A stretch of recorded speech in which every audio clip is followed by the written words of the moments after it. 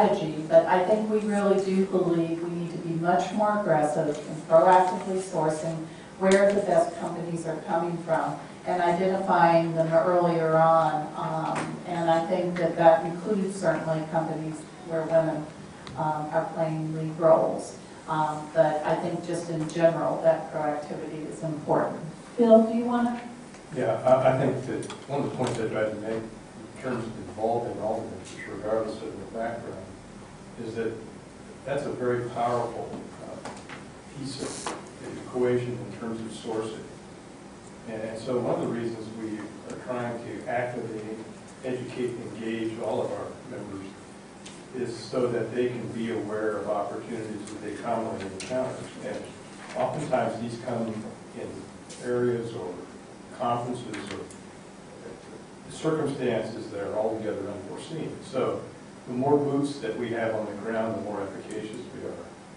Having said that, I think that some of us, I have the great good fortune to live in an area, Seattle, and participate in the Bay Area where it's fairly target rich in terms of developing these areas. And so I try to kind of keep some dialogue going, and I think all of us can do that in the areas that we live in, and I think that will ultimately prove beneficial as far as sourcing is concerned. So the point is long-winded, but I think that all of us here can serve the greater purpose of that just by realizing what we're looking for and encouraging those people that you know to be confident to and encourage them to reach out to us as well.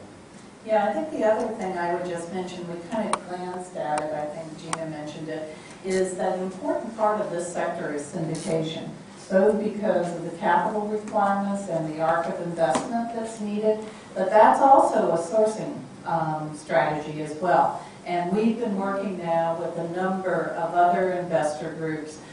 We need them in terms of getting together to make these larger capital investments, but they also quite often are, we're kind of unusual in that we invest in lots of different things, as everybody knows, and many of these groups focus, just on a particular sector or subsector.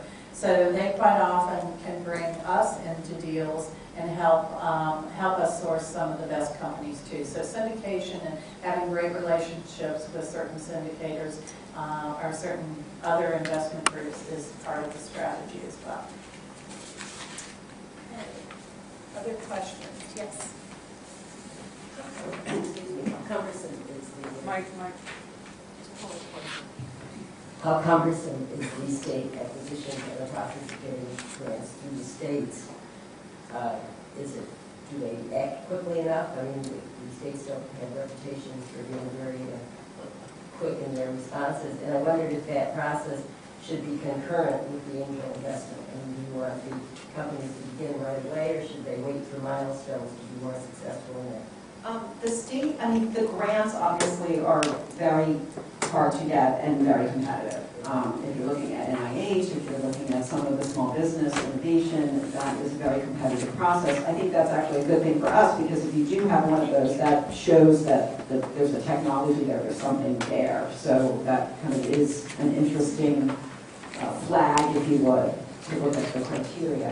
The particular program that I'm familiar with in New Jersey is, I felt like that the rules are there, it's clear, the communication sometimes is lacking with the state. And I think that's where the entrepreneur really has to be a go-getter and get out there and understand how the process works. And once they master the process, it really doesn't take a long time to say, okay, I have these tax loss carry forwards and I know what to do with them and I can sell them. And that process, there is a criteria, however, you have to be in business 2 years. Obviously, you had to have raised some money because it's tax loss carry forward, so you have spent some money. So it really is more of a follow-on than your initial investment. So definitely, it's something that's part of the strategy, and I think you need both the angels and the help from the various state governments in order to make it work.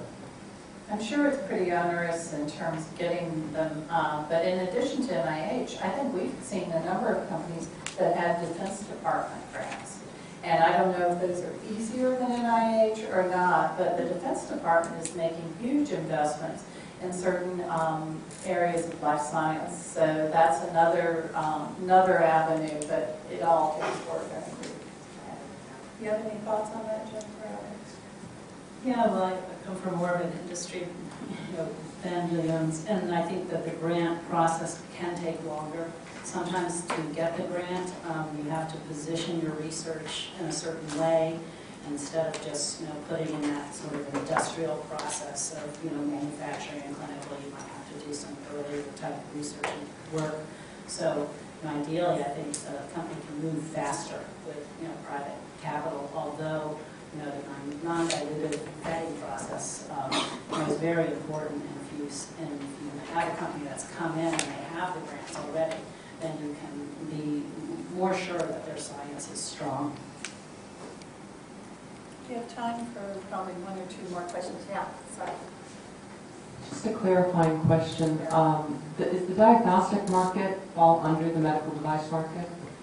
Typically, they're class 2 devices because they're external to the body, and your process usually you have to do 3 sites and compare it to an existing gold standard test on the market.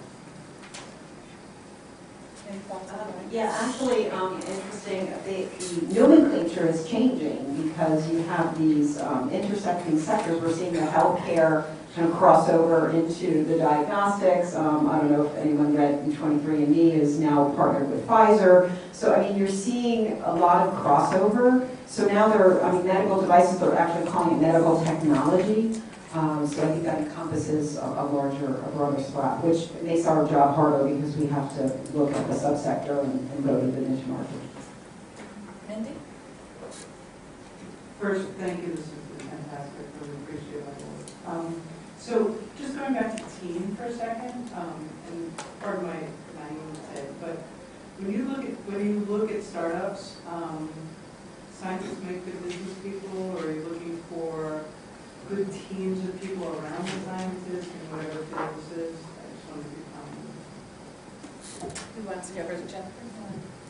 Well, you really want to have, they need to either hire a good regulatory consultant or have someone on there that has run, those field tests and operations. So you look for that type of development. I think, sometimes, the scientist is good early on, and then, you really need to turn this into a product and get it out the door. You need, I like to see experience of the commercial process, someone who's introduced a device to the market and done those marketing studies and knows how to drive adoption and penetration, because ultimately, that's the end game. And so the scientists, that's not what their experience base is. They've never sold a syringe, And so, that kind of sales commercial experience, I think, can really frame things, because there's that view, bringing that view in early on, I think, is very important. Okay, so from experience, the funny story of the crazy scientist. Everyone needs a crazy scientist as a life science company. I think that's part of the creativity. You need that.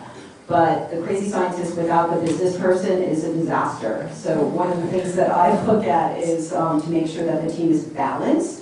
You can have, you need the scientist, but then you need the business person. And, one of the things I even teach is that the diverse teams are the best teams. So I'm looking for that diversity. I don't want to see everybody that has the same experience, but I do look for industry experience. I think it's important. The pharma industry does an amazing job at training, and those people know how to execute. And that's what you're going to need, but you still need that, startup creativity, crazy mentality to bring you to places that you wouldn't ordinarily go.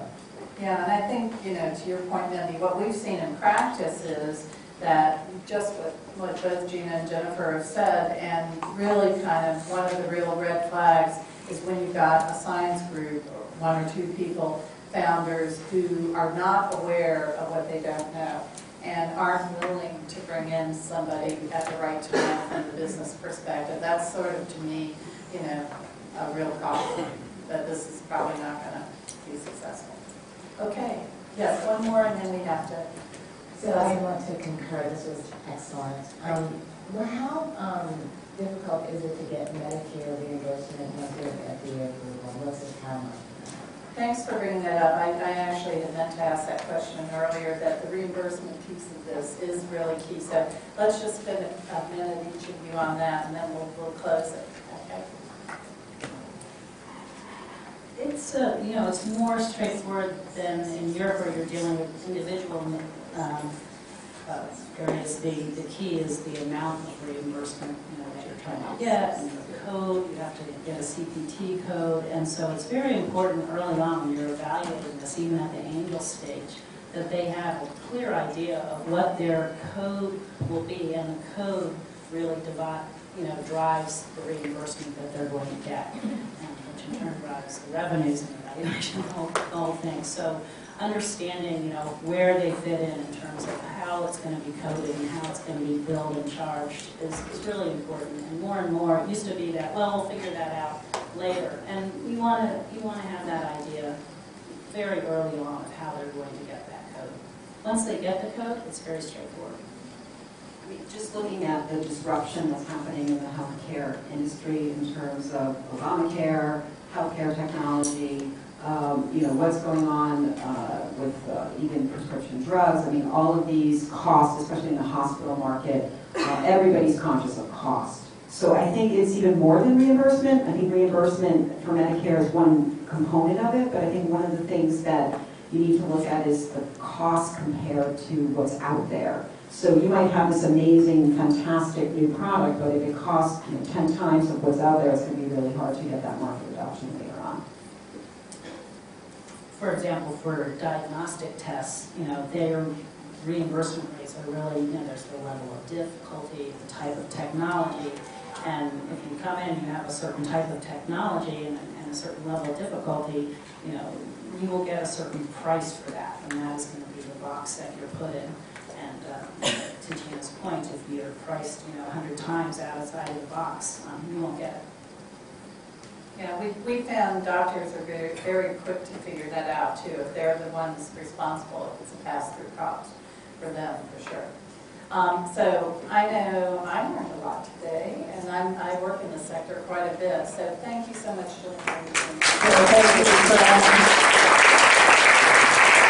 Thank you, Fran, Gina, Jennifer, and Bill. This was really superb discussion. Thank you for being here. It was so well done. Great, thank you. We'll come back in at 11 o'clock. Thank you.